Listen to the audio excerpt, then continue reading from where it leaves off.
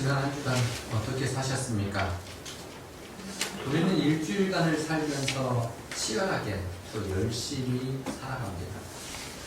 꼭 무엇이 이렇게 다 이루어졌다고 말할 수는 없지만 그래도 나름 열심히 살아왔습니다. 다람쥐 쳇바퀴 도는 것처럼 일상이 반복되고 참 단조롭다라고 생각할지 모르지만 그 단조로움 속에서도 우리는 열심히 살았습니다. 우리가 살아온 수많은 이야기들, 그런데 그 일들 속에서 한번 생각해 보십시다. 나름 열심히 살았는데 열심히 산 이후에 내 모습이 만족스럽습니까? 나는 최선을 다했다고 살았는데 이 살아온 그 모습 자체에 자랑스러움을 가지고 있을까요? 아니, 다시 한번 우리 묻습니다. 지난 한 주간 살면서 누구와 함께 사셨습니까? 누구의 인도를 받으면서 살아오셨고 지금도 그러면 그 인도함 속에서 살기를 기뻐하십니까? 아니면 내가 그 인도함이 잘못됐는데 그를 따르는 게 아니었는데 라는 후회로운 선택을 지금 하고 계십니까? 에덴 동산에서 아담과 하와가 죄를 지었습니다. 죄를 짓고 나서 그들이 행한 모습은 부끄럽고 죄가 드러난 것이 무섭기도 해서 무화과 나뭇잎으로 자기를 가리고 나무 사이로 숨어버렸습니다. 여기 숨으면 모든 게 감춰지겠지, 죄가 이제 드러나지 않겠지, 부끄러운 부분이 사라지겠지, 이런 생각을 했던 거죠. 그런데 그곳은 하나님의 땅이었습니다. 그곳은 하나님이 다스리는 곳이었습니다. 하나님이 일하시는 곳이었기에 숨을 곳이 없었던 거죠. 숨는다고 숨었는데 가려지지도 않고 감춰지지도 않는 그곳이었습니다. 모든 게 드러났습니다. 하나님 앞에서 숨을 자, 하나님 앞에서 감추어질 자 아무도 없음을 알아야 합니다. 그럼에도 우리는 어린 아이들이 숨바꼭질을 할 때 머리만 이렇게 감추면 엉덩이, 온몸이 다 드러내 보이고 있음에도 불구하고 숨었다라고, 나는 잘 숨어있다라고 이야기하듯이 그런 삶을 살고 있는 것은 아닙니까? 책상 밑에 머리만 집어넣어 놓고 나 찾아봐라고 이야기하고 있는, 큰 소리로 외치고 있는 어린아이들, 어쩌면 우리 인생의 모습은 아닐까요? 시편 139편 7절부터 10절 말씀은 이렇게 이야기해 줍니다. 내가 주의 영을 따라 어디로 가며 주의 앞에서 어디로 피하리까? 내가 하늘에 올라갈지라도 거기 계시며 수월에 내 자리를 펼지라도 거기 계시리라. 내가 새벽 날개를 치며 바다 끝에 가서 거주할지라도 거기서도 주의 손이 나를 인도하시며 주의 오른손이 나를 붙드시리라. 하나님은 어느 곳에도 그곳이 수월이라 할지라도, 하늘 저 높은 곳 아니면 바다 저 끝이라 할지라도 그곳에도 하나님은 계신다는 겁니다. 우리는 하나님으로부터 숨을 수도 없고 피할 곳도 없습니다. 하나님은 어디나 계시며 무엇이나 그 모든 것들을 운행하시고 또한 아시고 역사하시는 분이십니다. 그렇다면 우리가 지혜로운 자가 되고 이 땅의 삶을 잘 살기 위해서는 무엇을 해야 될까요? 어디에든지 계시고 모든 것을 아시며 주관하시는 그 하나님과 함께 살아가는 겁니다. 그분의 이끄심에 순종하고 그분의 이끄심이 그분의 손이 머무는 곳에 나도 머무는 것입니다. 하나님의 손은 어쩌면 우리가 형통하든 아니면 곤란 가운데 핍박 가운데 있든 상관없이 언제나 함께 하시는 그 손을 의지할 때 그 손에 따라 우리의 삶이 바뀌어질 수도 있다는 거죠. 하나님은 언제나 우리를 붙드십니다. 언제나 우리의 형편과 상관없이 우리에게 함께 하고 계시는 그분을 우리가 믿고 따르고 있다면 우리는 오늘보다 내일의 삶이, 그리고 내일보다 그 다음의 삶이 무언가 하나님의 일하심 가운데 풍성한 역사를 경험할 기회를 얻게 될 것이라는 걸 확신하시기 바랍니다. 아멘. 스데반이 순교를 했습니다. 초대교회 가운데 스데반의 순교로 인해 교회는 엄청난 변화를 가져왔습니다. 사도행전 1장 8절에서 말했던 것처럼 예루살렘과 온 유대와 사마리아와 땅끝까지 이르러 내 증인이 되라 하셨는데, 사실 교회가 처음 세워지고 예루살렘의 성도들이 모이기 시작하면서 유대인들은, 그 예루살렘 교회 성도들은 그곳에 그냥 머물렀습니다. 확장되고 더 복음이 세계 가운데 뻗어나가야 됐음에도 불구하고 그들 나름대로의 그 삶에 머물러 버렸던 거죠. 그런데 스데반이 순교를 함으로써 예루살렘 교회의 변화가 일어납니다. 예루살렘 전체에 핍박이 일어나기 시작한 거죠. 모였던 성도들이 그곳에서 신앙생활을 하기가 어려워지게 됐습니다. 이제 그들은 자의가 아닌 타의에 의해서 흩어지게 됐습니다. 흩어진 사람들, 그들은 온 지역에 퍼져나갔습니다. 그 사람들이 오늘 본문에 보면 베니게와 구브로와 안디옥까지 가서 복음을 전했다라고 전하고 있습니다. 그런데 이 사람들, 흩어진 사람들이 복음을 전하는 그 모습들 보시면은 대상이 한정적입니다. 제한적이라는 거죠. 누구에게 전합니까? 유대인에게만 전했다 그랬습니다.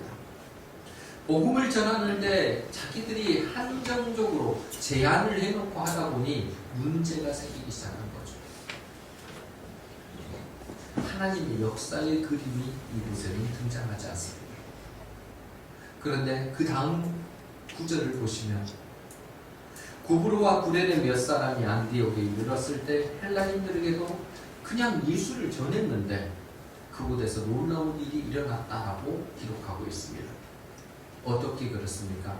주의 손이 그들과 함께 하셨고, 주의 손이 그들과 함께 하심에 그들이 생각하지 못했던 하나님의 역사가, 복음의 역사가 일어난 겁니다. 수많은 사람들이 예수를 믿고자 돌아온 겁니다. 예수를 믿고 공동체가 만들어졌고 그 공동체가 교회가 되었습니다. 안디옥에서 수많은 사람들이 예수를 믿고 그들의 공동체를 이루었다는 소식이 예루살렘에도 전해졌습니다. 그러니 예루살렘에서 한 사람을 파송합니다. 그들을 도울 자, 그들이 온전히 세워질 수 있도록 도와줄 자, 바나바를 선택한 거죠. 바나바는 파송을 받았습니다. 예루살렘 교회에서 파송을 받아 안디옥 교회를 갔는데 안디옥 교회, 요즘 말로 하면 담임 목사로 부임을 하게 된 거죠. 그런데 그곳에서 그 안디옥에 도착한 바나바의 눈에 비치는 그 안디옥 교회는 지금과 바나바가 경험했던 그 모습과는 조금 다른 모습이었습니다. 사실 환난으로 인해서 자기가 원하지 않는 자리에 타인에 의해서 어떤 내가 계획하지 않는 일에 의해서 뭔가가 움직여질 때 상당히 우리는 불편해합니다. 힘들어하죠. 왜냐하면 괴로우니까요. 결정된 것도 없고 내가 할 수 있는 것이 무엇일까 두려움 가운데 떨기 때문입니다. 그런데 그렇게 가는 그 길 가운데서도 하나님은 그 환난 가운데 일어나는 일을 복으로 바꾸십니다.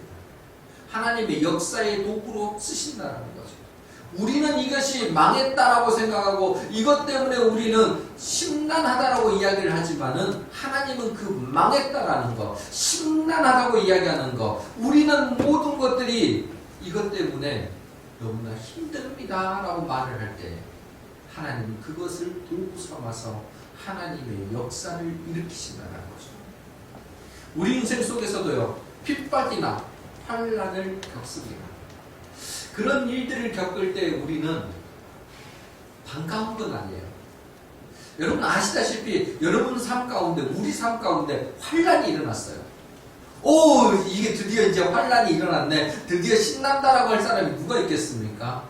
공고함이 왔습니다. 내 마음이 너무 힘듭니다. 그것을 기뻐할 사람이 누가 있겠습니까?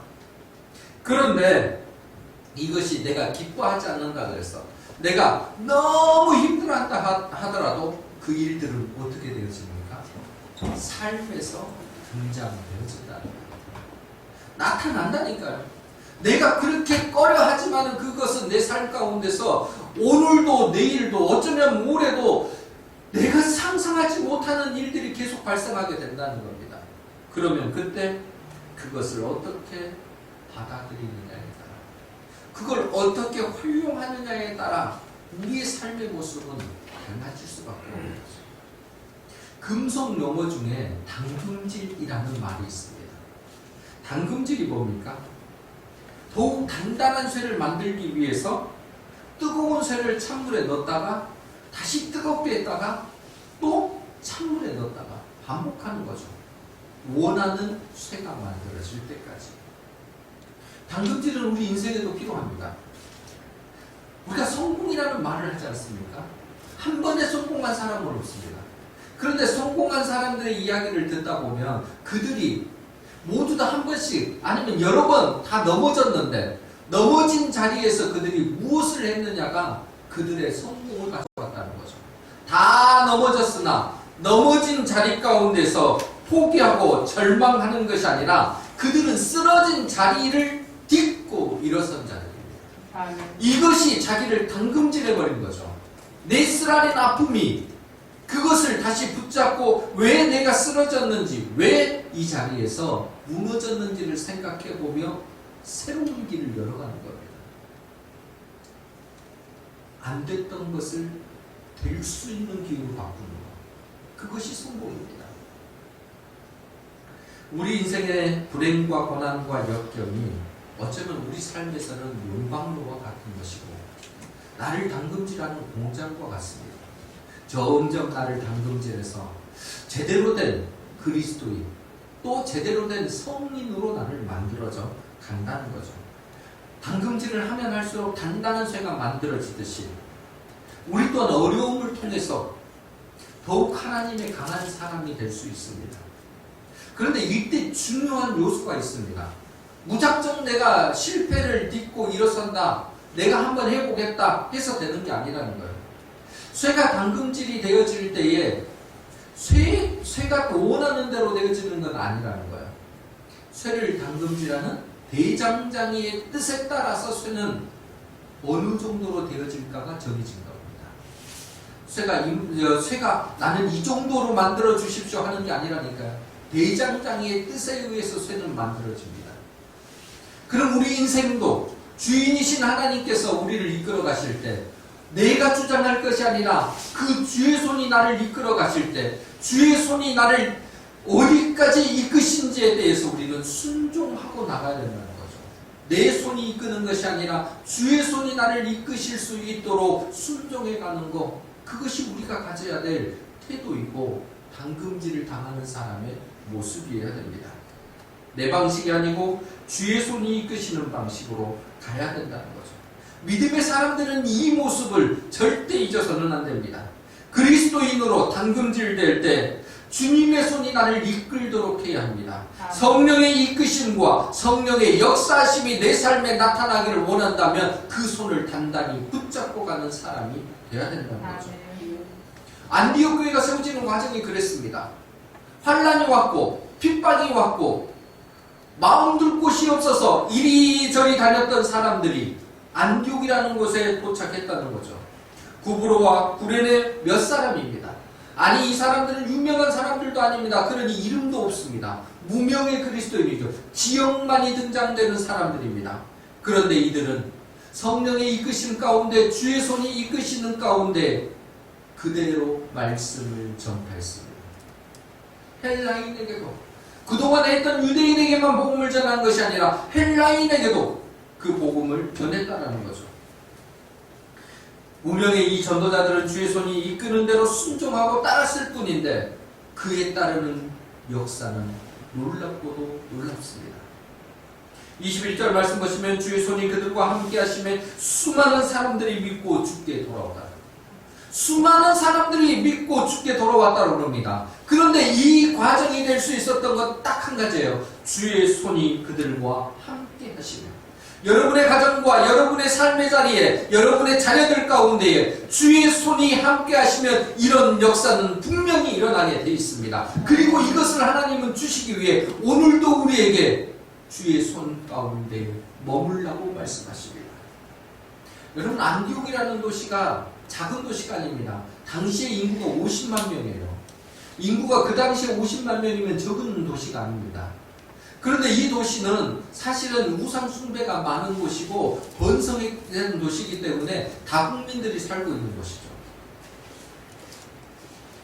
그런데 이 다국민들이 살고 있는 생활 습관과 모습이 어쩌면 언어들도 뉘앙스가 다 다르는 그것을 가지고 있는 사람들임에도 불구하고 한 가지 딱 하나, 예수 그리스도 그 복음을 전했을 때 그들이 믿었다는 겁니다.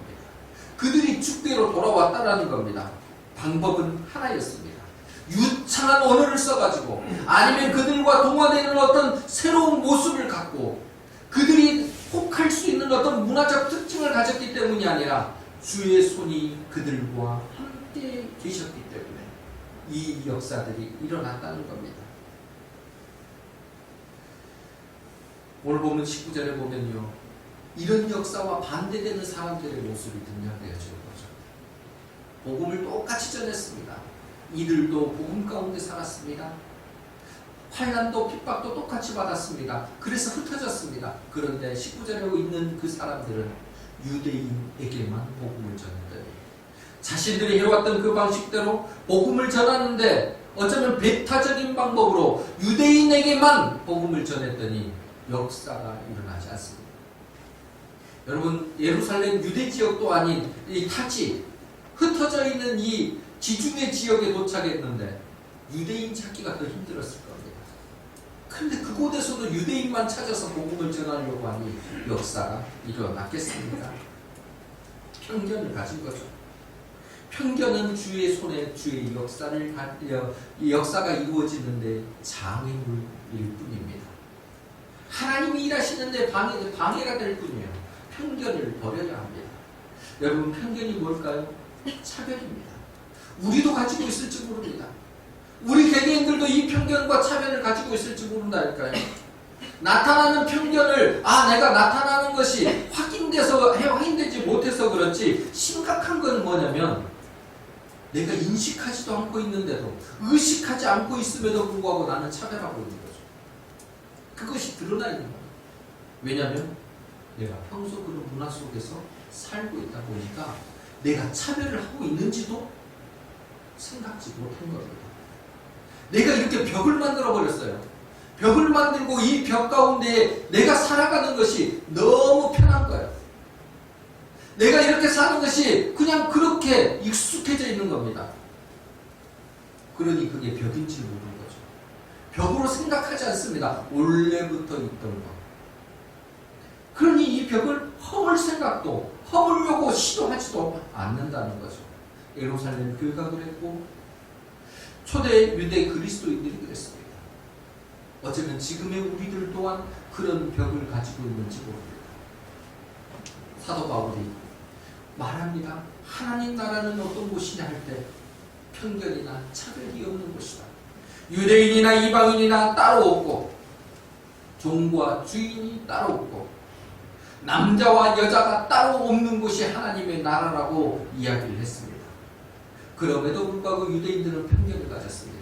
예루살렘 교회가 그 표본입니다. 예루살렘 교회에 수많은 사람들이 모여서 모두가 예수를 믿겠다라고 그 자리에 모였는데 예루살렘 교회는 두 개의 파로 나뉘었습니다. 헬라파 그리스도인과 유대 히브리파 그리스도인. 그러니 어떤 일을 해도 민족적 그 우월감 때문에 만들어진 그 일들 때문에 하나 되는 것이 어렵습니다. 똑같은 구제의 선한 일을 함에도 불구하고 불평, 불만이 쌓일 수밖에 없는 거죠. 이것을 깨부시기 위해 하나님께서는 베드로를 통해서 이방인에게도 복음이 전파되어야 된다는 말씀을 해주셨고 실제 베드로는 그것을 그 사도들에게 예루살렘 교회에 그것을 전해줬습니다. 그 징표로 이방인 백부장인 고넬료에게 복음을 전했고 세례를 주었습니다. 역사가 일어났다는 거죠.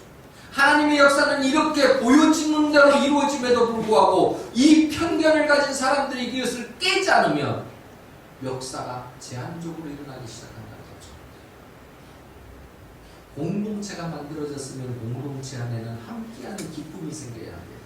공동체 안에는 함께하는 기쁨뿐만 아니라 사랑하는 마음이 생겨야 합니다.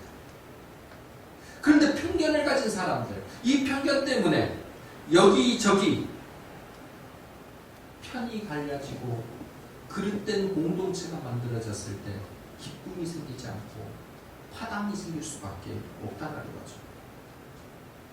멀리에서 핍박을 받고 왔음에도 불구하고 그대로 노는 것도 아니라 복음을 전했음에도 불구하고 이들에게는 이 편견 때문에 하나님의 역사가 일어나지 않았다는 거죠. 그런데 반대로 안디옥은 어떻습니까? 편견을 버리고 하나님이 주신 말씀 그대로 주의 손이 이끄시는 대로 복음을 전했더니 그곳에 역사가 일어났다는 겁니다. 주의 손이 편견을 버린 자 앞에 함께 있던 거고, 아니 주의 손에 이끄신 가운데 순종했기 때문에 편견 또한 버릴 수 있게 됐던 거죠. 어쩌면 안디옥 교회는 복음의 편견을 깬 사람들이 성령의 이끄심에 따라 순종에 세워진 교회라 할 수 있습니다. 복음의 편견이 없기에 만나는 사람이 엄청 많을 거 아닙니까? 아니 그 많은 50만이 되는 지역 가운데서 유대인만을 찾아서 복음을 전하려면 얼마나 찾을 수 있겠습니까? 그런데 편견을 깨버리니 전할 사람이 너무너무 많습니다. 교제할 사람이 너무너무 많습니다. 그들과 함께 기쁨을 나눌 대상들이 너무너무 많아졌다는 거죠. 편견이 없으니까 자연스러워집니다. 함께하는 게 기뻐집니다. 기뻐지니 더욱 공동체가 단단히 세워질 수 있습니다. 여러분 그 공동체에 넘치는 게 그래서 은혜라고 말을 합니다. 우리 교회는 어떨까요? 우리 성도 개개인들은 어떨까요? 여러분 편견이라는 거, 편파적이라는 게 뭘까요? 한쪽의 이야기는 듣고 한쪽의 이야기에는 귀를 닫아버리는 거죠. 듣고 또 들어야 되는데 듣고 가려버리니 한쪽 편만 드는 겁니다. 이런 생각은 우리의 사고와 행동에 지대한 영향을 끼쳐버릴 때 제대로 못하게 만드는 거죠. 들을 때 함께 들어야 합니다. 생각할 때 함께 생각해야 합니다. 볼 때 함께 볼 수 있어야 합니다. 먹을 때도 함께 이것저것 다 먹을 수 있어야죠. 이렇지 못하는 걸 뭐라 그럽니까? 편식한다고 그러잖아요. 편식이라는 게 뭐예요? 내가 먹을 것과 먹지 않을 걸 미리 다 가려버리는 거예요. 이 음식은 나하고 맞지 않으니 벌써 처음부터 그냥 제해버리는 거죠. 그 사람에게 닥치는 것이 뭐예요? 불균형한 건강입니다. 건강이 그에게 온전히 쌓여질 수가 없는 거죠. 고기를 먹었으면 야채도 먹어야죠. 육고기를 먹었으면 바삭고기도 먹어야죠. 이게 같이 먹어줘야 건강이 유지되는 것 아닙니까? 사랑도 그래요. 사랑도 편애라고 하는 것이 있지 않습니까? 사랑을 하는데 내가 사랑할 사람과 사랑하지 않을 사람을 벌써 딱 갈라버렸어요. 사랑하는 사람이 오면 온 마음을 다해서 사랑합니다. 그런데 사랑하지 않을 사람이 딱 등장하면 뭐예요? 벌써부터 벽을 딱 쳐버려요. 울타리가 채워져 있다는 거예요. 사랑하는 사람은 이 안에 집어넣고 사랑하지 않는 사람은 울타리 밖으로 내보냅니다. 이 안에서만. 그러니까 이 안에 울타리에 있는 사람이 무엇을 하든지 잘못을 하든지 아니면 그것이 잘 되는 일이든지 상관없이 모든 게 무호적입니다. 잘못될 가능성이 아주 높죠. 그런데 울타리 밖에 있는 사람은 잘해도 그냥 지적을 해요. 근데 또 이것도 잘못될 가능성이 아주 높은 거죠. 이 울타리가 치워져야 되는 거죠. 사람의 대상은 동등해야 되는 거예요.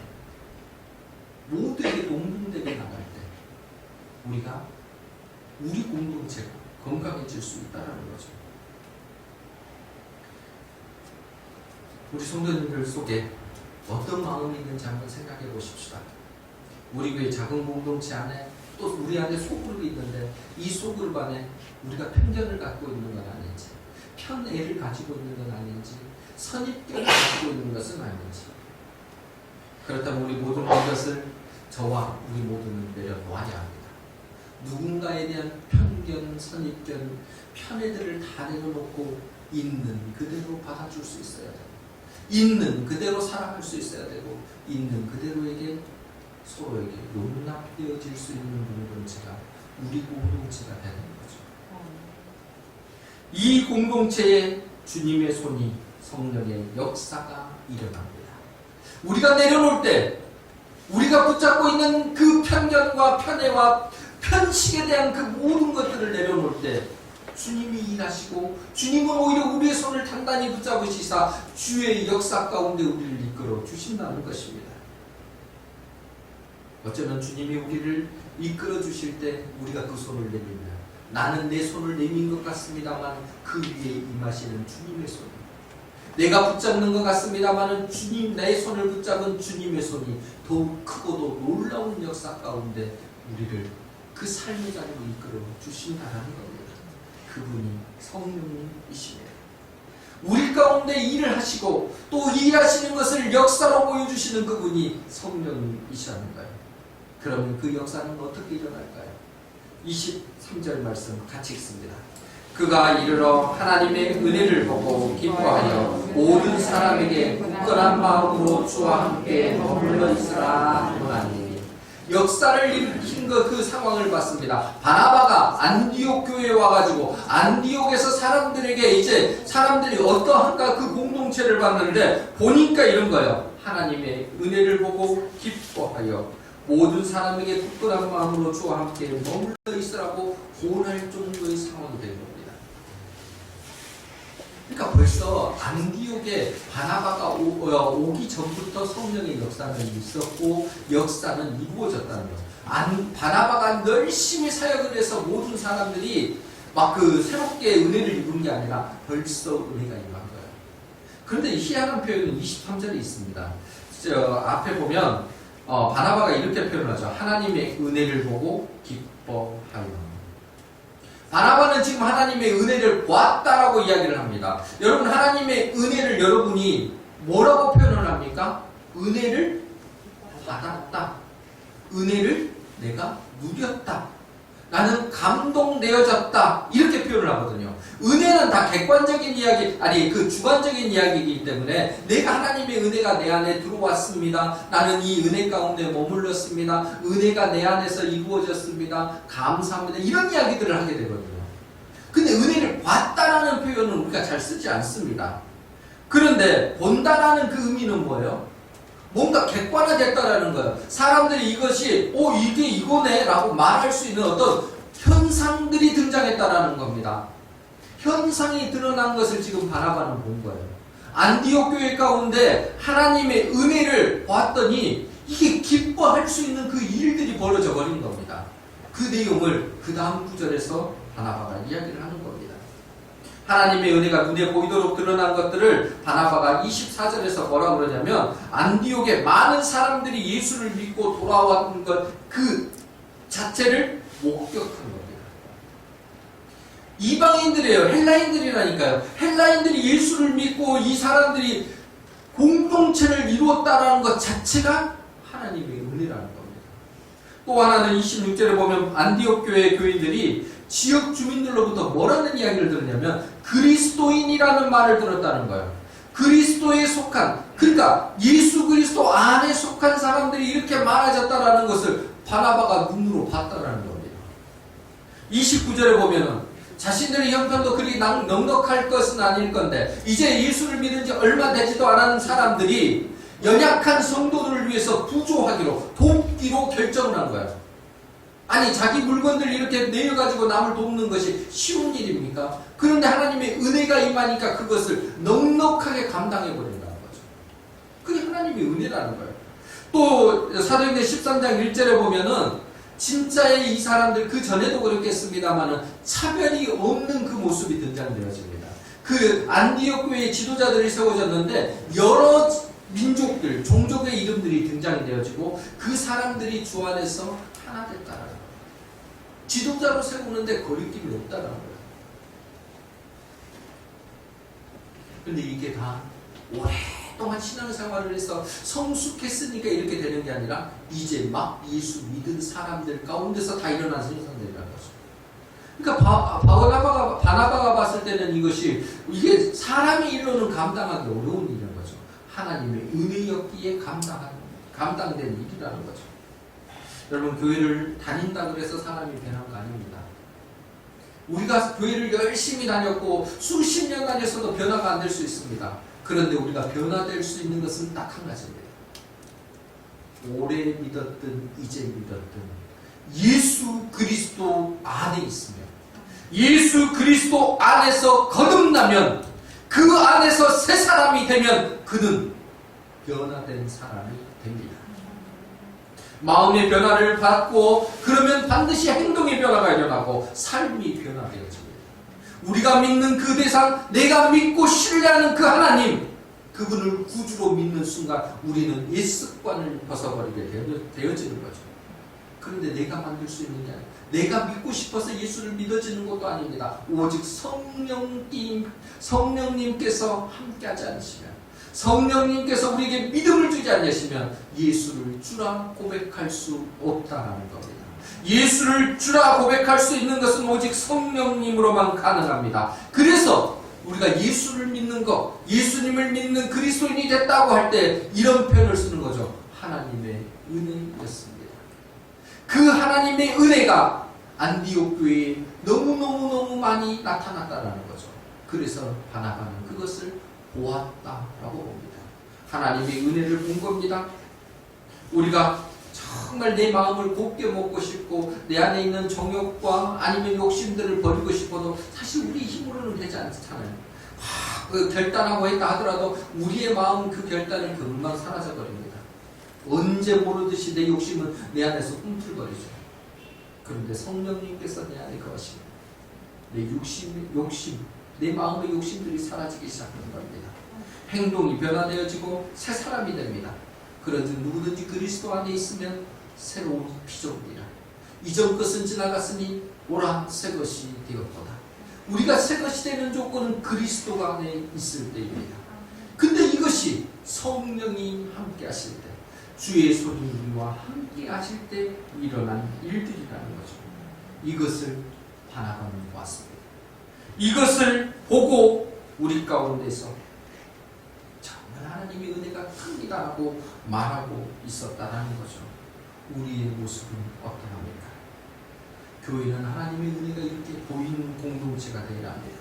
불신자가 예수를 믿고 돌아오고 갓 예수 믿은 사람들이 기쁨 가운데서 예배하고 금식하고 기도하며 오히려 세상 가운데서 거부를 당하더라도 더욱 거부감 없이 그들에게 다가가고, 오히려 세상 사람들이 밀어낸 그 사람들에게 우리는 사랑의 마음을 가지고 가서 그들의 손을 잡아주고 그들을 이끌 수 있는 공동체, 그게 성령의 은혜가 함께하는 공동체의 모습입니다. 우리 교회가 정말 그렇습니까? 오늘과 다음 주에 세례교육이 있습니다. 이제 막 예수를 믿기 시작하신 분들에게 세례를 거행하기 위해서죠.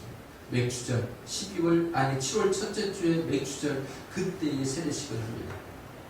저는 너무 기쁩니다. 세례식이 있을 때마다 저 목사로서 가장 기쁜 것은 아마 세례식이 아닐까라는 생각을 해봅니다. 한 영혼이 예수님을 믿고 예수님을 주님으로 모시겠다는 결단을 하고, 내가 이 결단 가운데 사람들 앞에 드러내 보이겠습니다. 내 믿음을 사람들 모든 공동체 앞에서 고백하겠습니다라고 선언하는 것이 세례식이거든요. 그래서 세례식은 성령님이 함께하지 않으시면 이루어질 수 없는 것이고, 세례식 가운데 역사하시는 성령님이 우리 모두의 공동체로서의 은혜를 더욱 크게 해주십니다. 그래서 감격적입니다. 우리 교회가 이렇다면 우리 개개인은 어떻습니까? 지난 6개월 지내면서 하나님의 은혜를 보이며 살았습니다. 우리는 어떤 모습으로 세상 사람들이 우리를 보면서 당신은 그리스도의 향기가 있습니다. 당신을 보니 그리스도의 마음이 너무너무 커졌습니다. 나는 당신을 정말 그리스도인으로 인정합니다 라는 말을 듣고 살아가고 있습니까? 아니면 우리를 통해서 하나님의 은혜가 더욱더욱 잘 보여주고 있습니까? 바라기는 우리 모두가 모든 사람들이 우리를 보면서 당신은 그리스도인입니다 라는 말을 들을 수 있게 되기를 소원합니다.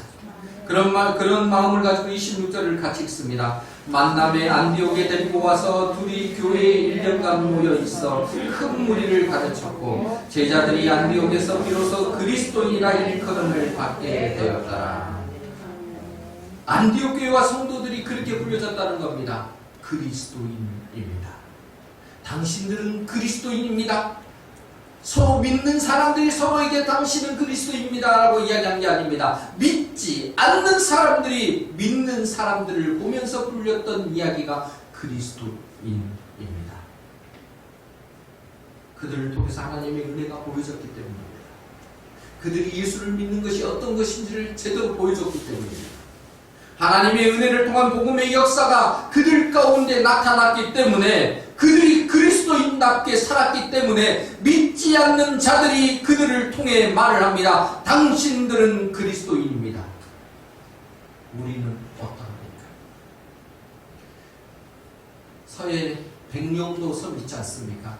그 백령도에 중화동 교회가 있습니다. 최초의 교회죠. 1884년 백령도 출신으로서 당상관을 지냈던 허득이라는 분이 교회를 세웠습니다. 지금도 저 교회가 있습니다. 이 중화동 교회에 교회가 세워지는 과정에는 허득이라는 한 분이 중요한 역할을 하십니다. 이분이 황해도에 있는 우리나라 최초의 교회인 소래교회의 소식을 들은 겁니다.